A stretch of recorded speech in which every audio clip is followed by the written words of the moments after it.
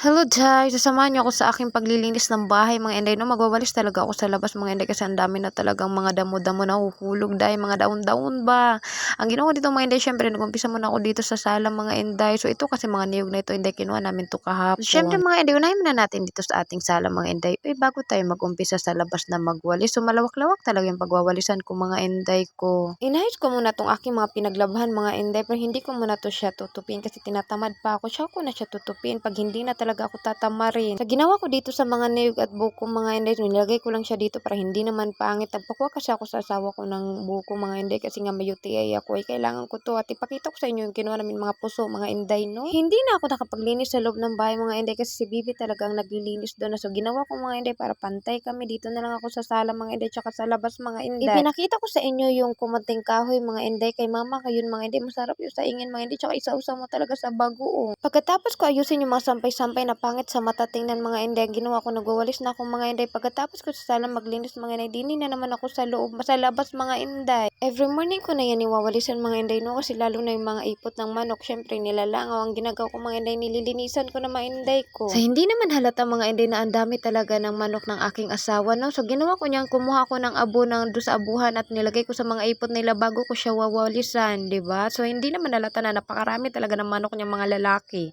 Marami din mga babae dyan kaso naggala-gala, yung iba naman may mga sisiw, yung iba naman ang itlog, yung iba naman nasa mga kulungan, mga lalaki yun mga inday. Marami pa siya mga pasisiw dyan at meron din siya yan na may pinag-asawa. Iwan, may iba-ibang lahi yung ginagawa niya dyan sa mga manok niya. Akala lang ninyo na konti lang awalisin ko mga inday, no? Napakahaba niya mga inday hanggang dulo yan. Tsaka lawalisan ko rin yun doon sa aking taniman, doon sa pataas, pababa, o yun na yun. Yun.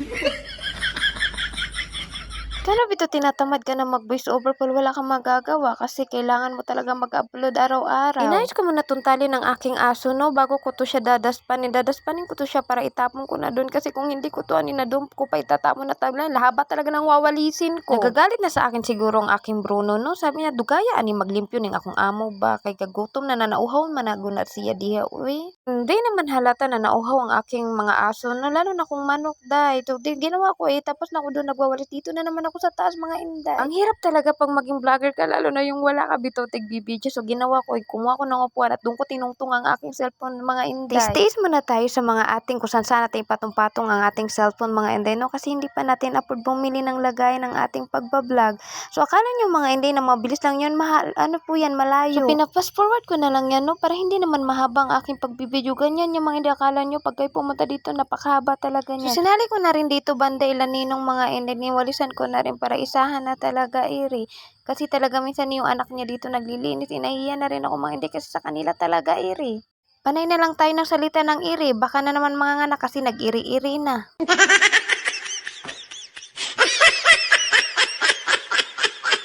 Manok rin ang asawa ko yan mga inday, pero ililipat rin namin yan, no? So nakikilagay lang kami saglit dyan kay Ninong. Pero pag nailipat ko na yung aking mga pitsa, ililipat ko na doon ang manok niya, no? Kasi trespassing na talaga. So sinali ko na rin dito mga inday para matapos na talaga. So nanihimawak pa talaga ang inday ninyo, no? So bala ko dyan, tigsunog naman ako dyan mga inday. Hindi ko masinunog kasi basa pa nga yung dahon mga inday. So natapos na rin ako sa akin paglinis mga inday. So yan lahat ang nilinisan ko mga inday, no? Yan. So hanggang doon pataas mga inday, niwalisan ko yan. So dito rin sa manukan, o di ba? So hanggang dito na lang ang aking video mga inday. Naway tinapos ninyo kung pasensyahan nyo na kung yung aking boses is wala sa mod. So bye-bye. Thank you very much.